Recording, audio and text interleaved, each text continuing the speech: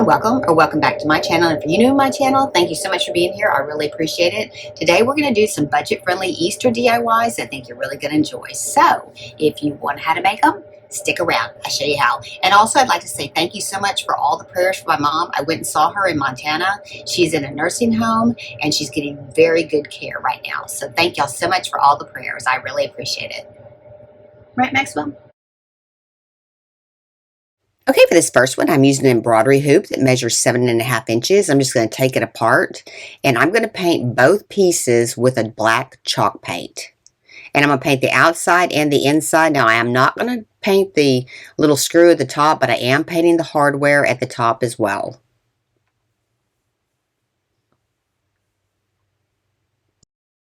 Next, I'm going to take a piece of linen fabric, and I'm just going to kind of cut a big circle around this piece. We'll trim it out here in a little bit, but just cut a bigger piece out for right now. Okay, next I've given you this rabbit pattern in the description below. Go ahead and download it and cut it out. And then we're going to cut it out of this stuff called super moss. You get this at Michael's. It's already put together with a backing, so the moss is already intact. And you're going to cut your pattern out as close to the edge as you can, and then take a black Sharpie and then trace it onto the backing of this moss.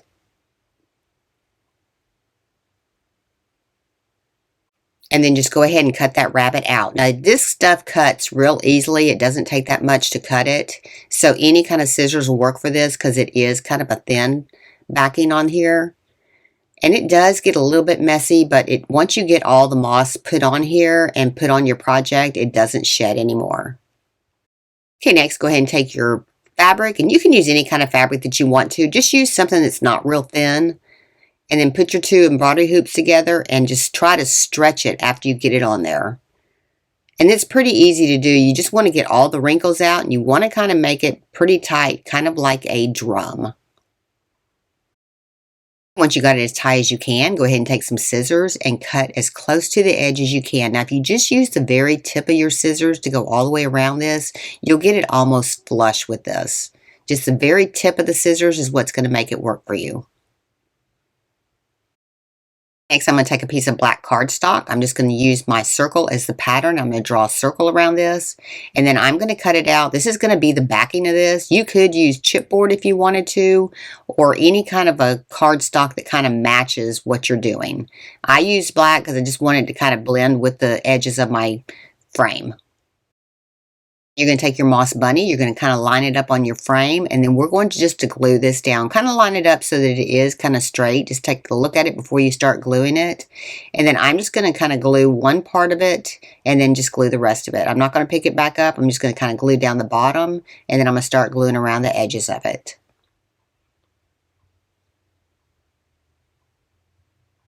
And just kind of glue as close to the edge as you can because you don't want it lifting.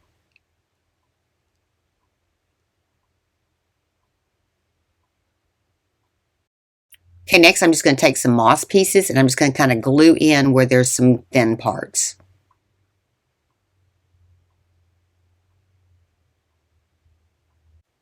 This kind of makes it a little bit thicker. It kind of gives a little bit more 3D dimensional. And I did put quite a bit on mine.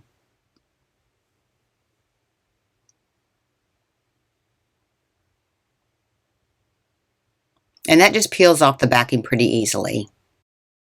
Okay, next I'm just going to flip it over and I'm going to attach my circle to the back of it. This works good if you have a fabric that's a little bit on the thinner side so you don't see through it. Just get as close to the edge as you can, and then if you have your circles a little bit too big, you can just trim it out.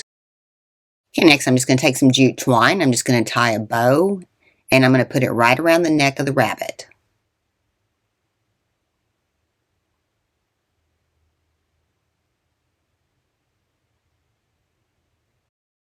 I'm adding just a little 1/2-inch felt ball for the tail.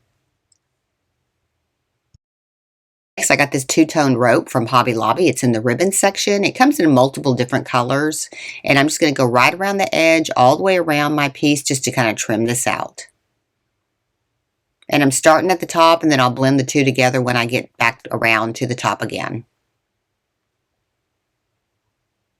Just don't cover up your black part. Just go right towards the edge of the black and the fabric.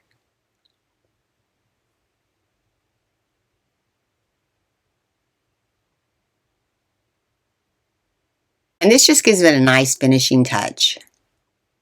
And then that was it. That was pretty much simple. Look how cute that is.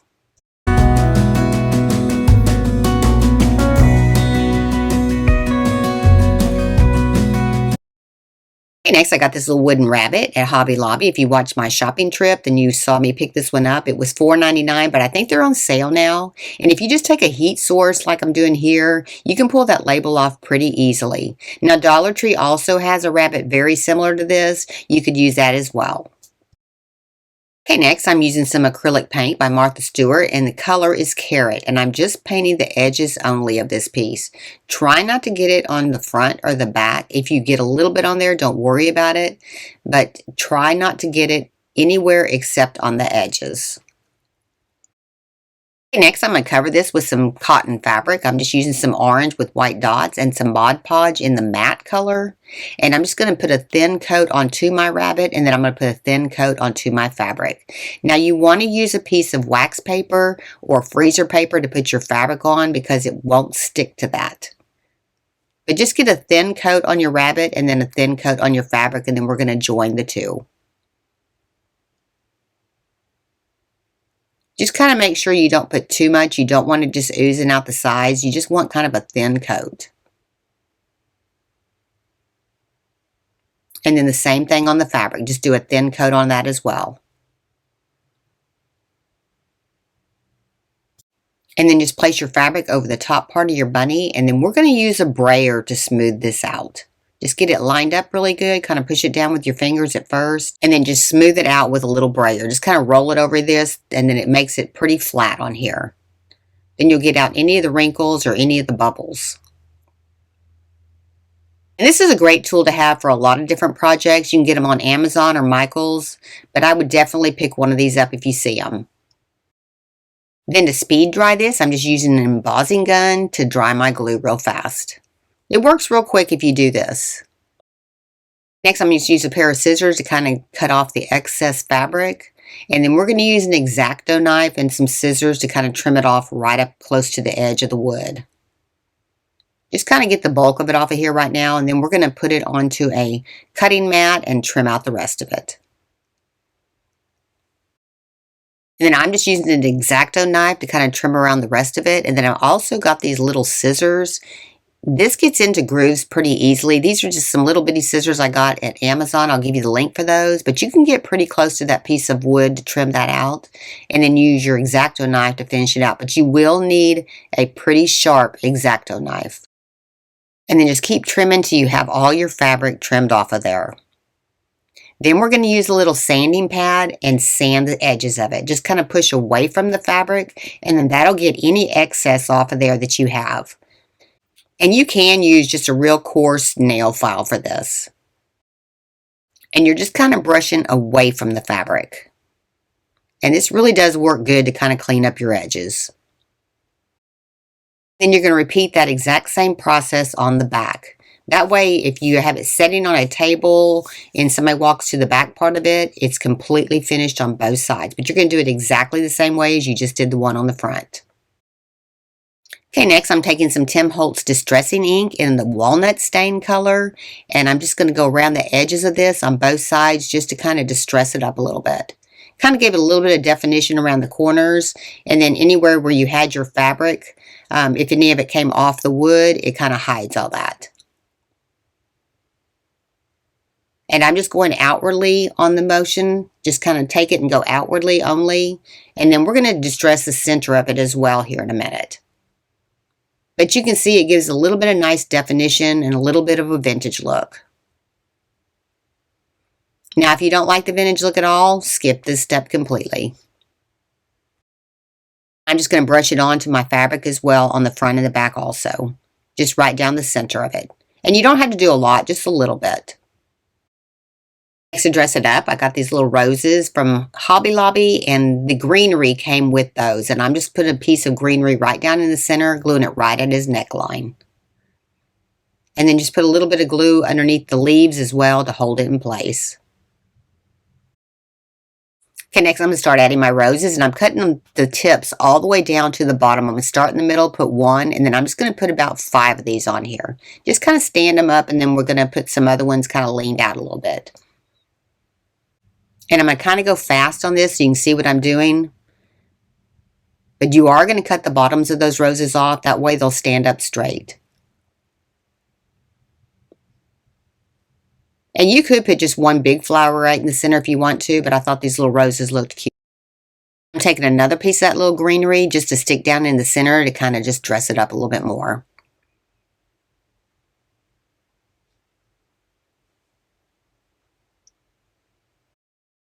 And next, I'm just taking a 1-inch felt ball, and I'm just going to attach it right to the back for his tail. And then I'm just going to take a ribbon, tie a little bow on it, and I'm going to put this right on top of his ear. And that's just a little cotton ribbon.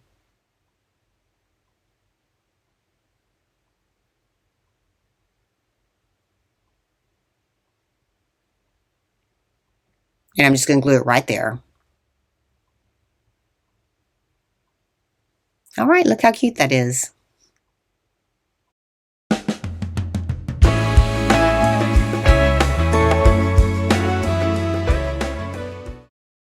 Next one, I'm using some spindles that I got on Amazon, and I'm just going to cut them right down the center. And you get several of these in a package, and I'll give you the link for them. Next, I'm taking some 1-inch wooden beads, and I'm just going to clamp these to a piece of wood to stand up straight with the hole upright so that I can drill a hole a little bit bigger than what came in these. Now, I'm going to start with a smaller drill bit and graduate up because I don't want to crack the bead. And this is an easy way just to enlarge the hole. I'm just enlarging it a little bit more so that I can put some greenery in it.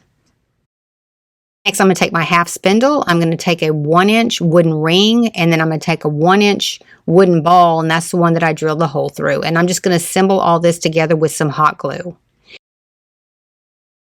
Okay, and I'm going to start by putting a little bit of glue right around the top edge. Then I'm going to add my ring on top of here, and then just kind of make sure that you do get it straight so that your bead sets up straight when you get it glued on as well. And just put a little bit of glue right in the center. You want to fill it up, not a little bit of glue. You want to put quite a bit of glue in the center, and then just put your bead hole facing upward, and then just let that dry real well. Next, just to secure it a little bit more, I'm just going to use a screw that'll go down inside of here, and I'm going to screw that in about halfway through that bead. If you're going to sell these, you probably want to make sure you do this step. If you're not, you can just glue it and then just leave it. But this kind of just reinforces it a little bit more. Okay, next I'm going to paint these. I'm just using some Martha Stewart acrylic paint in the color Carrot. And it took about 2 coats of paint to paint each one of these, but I'm painting the entire thing. Coming back in with a little bit of a detail brush to kind of get around the edges a little bit better. Okay, next I'm going to use some of the Waverly Antique Wax. Taking a soft rag, and I'm just going to kind of rub it on here and then kind of rub it off. So I'm just kind of trying to distress it just a little bit to give it a little bit more aged look. And you don't want to put too much on this, but just kind of start getting it on there and then just kind of wiping it off. And most of it will come off, and then what needs to stay will stay. It just gives it a little bit more of a vintage look. And again, if you don't like the vintage look, then you can just skip this step. And then I'm taking a little paintbrush just to go around the edges to kind of get the little detail a little bit finer inside these lines.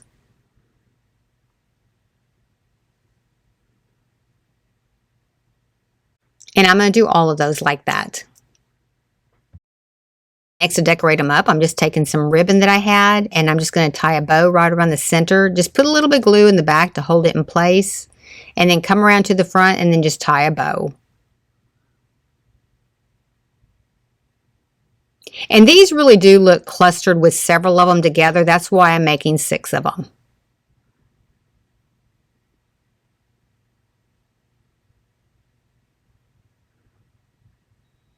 And I'm just using a little bow for these.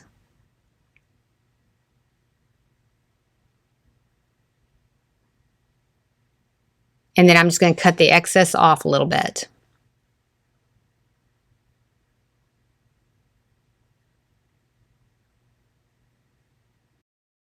Next, for the carrot top, I got this greenery from Hobby Lobby, and I'm just going to cut 5 little sprigs from this. You get a little bush of these, and I'm just taking 5 of them, putting them all together. I'm pushing them down together to the bottom, holding them tight, and I'm going to insert those into that hole in one shot. So go ahead and add a bunch of glue in there, and then push it on down in there. Pretty good depth in there, as far as you can, and then just let that dry. All right, and that was a pretty much easy project, and these turned out so cute.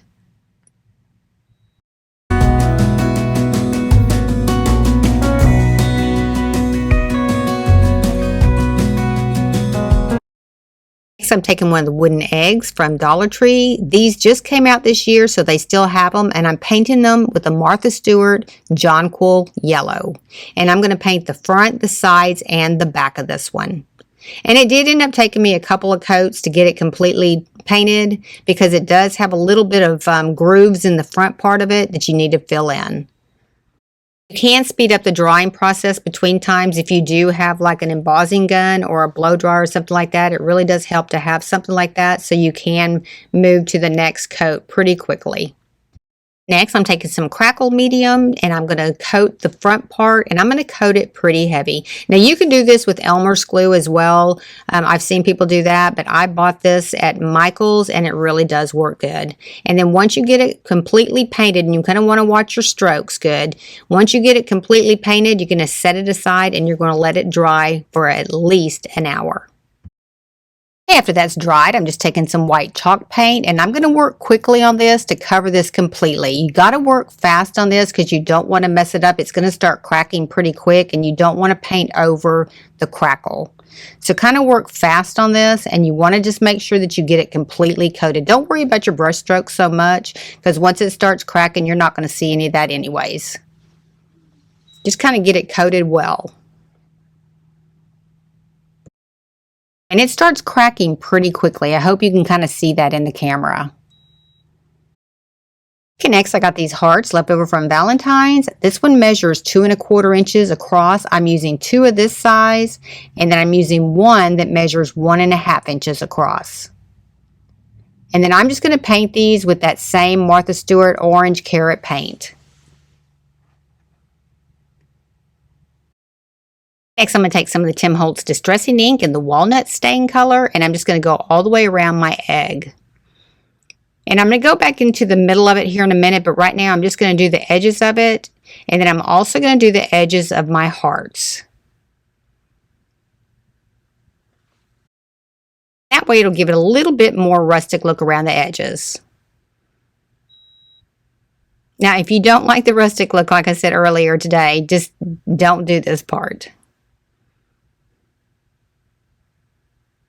And I'm going to do all 3 of my hearts the same way. Next, I'm going to go ahead and distress the center. And what I'm trying to do is just get into the grooves of the cracks. So I'm going to spritz a little bit of this off, and then I'm going to go back in and do it again. And I'm trying just to get into the little cracked areas with the stain. And this was the easiest way to do that. I'm going to run 1 light coat of the white back right over the top of it. And then that way you'll just see into the grooves where the crackle was that the stain took there. And I'm just spritzing it to kind of make it lighter, because I just want it kind of like an overlay, not like a heavy paint. I'm going to go back around the edges a little bit more with the dark stain.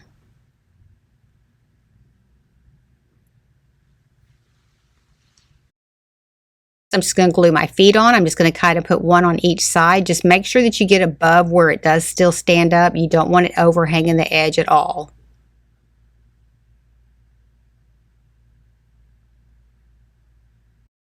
Okay, next for the wings, I'm going to take some orange craft foam, just folding it in half. I'm just going to make a real large leaf shape with this.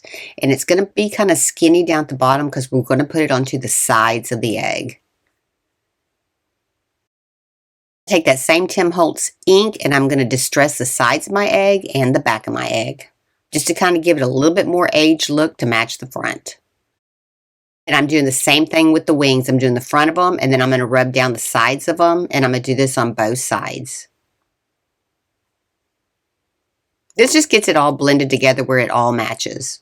And then I'm taking my crimper and I'm going to run them through sideways to give them a little bit of texture. So I'm going to make the eyes. I've given you the pattern for that down in the description below. And I'm just going to fold a piece of white craft foam in half and then trace this out. And this is on the same one as your bunny, the first project that we did. And if you cut from the back of the scissors all the way around, you will get it pretty even.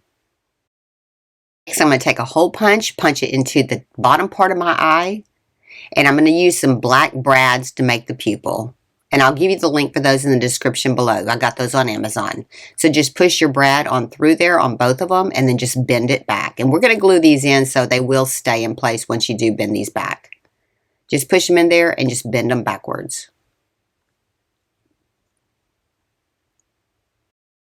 And to give them a little definition against the white, I am coming in with that same ink and just going all the way around the edges. Just try not to get it onto the front of the eye.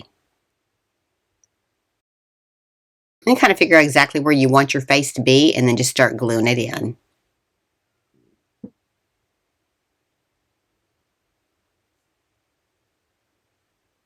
And I'm just overlapping the top part of the heart on both sides.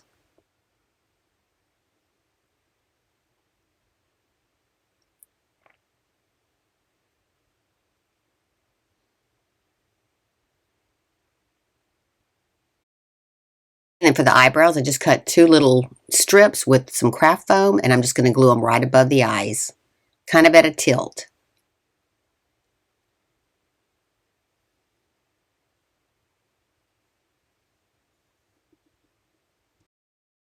Next, for the top part of the egg, I'm just going to take some ribbon. I'm going to tie a nice bow. I'm not tying a real big bow because we are going to layer this, but just kind of get it even. This is a ribbon that I got at Michael's, and it's got wire in it, but you can use any kind of ribbon that you want. You do want your ribbon to be a little bit small because we're going to layer it. I'm coming back in with some black and white check ribbon. I'm going over the top part of that bow on both sides. I'm hanging over probably about 1 inch, and then I'm just going to cut a little V into the end of both of these just to kind of dress them up a little bit. And then I'm going to cut another piece to go behind that one out of the, like a burlap type ribbon. And I'm just going to go about the same length on that one. And I'm going to V the edges of that one as well. To assemble these, I'm just going to take my burlap ribbon. I'm going to glue it together in the back. Just kind of squeeze it together there. And then we're just going to glue that right to the top part of the egg. And then we're going to put the checkered one on top of that, and then our ribbon on top of that one. Just kind of squeeze it up there, and you can go ahead and just glue this without gluing the back of it. And then glue your bow right on top of all that.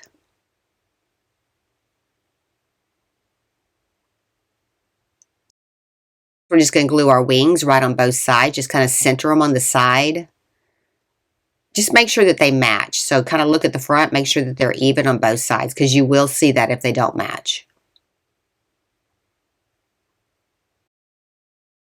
Okay, next is to add a little bit of hair. I'm just taking some Spanish moss, kind of rolling it up in a ball, and I'm just going to glue it right up underneath those ribbons.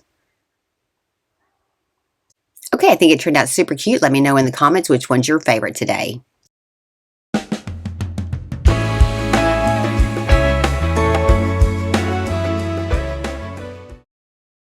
I hope you enjoyed the video today. I hope it inspired you to get out there and make something crafty yourself. If you like these kind of videos, be sure and give me a like, subscribe, and ring that bell to be notified when I have a new video upload. Thank y'all so much for watching. I really appreciate it. And if nobody's told you today, you're awesome. See you next time. Thanks for watching.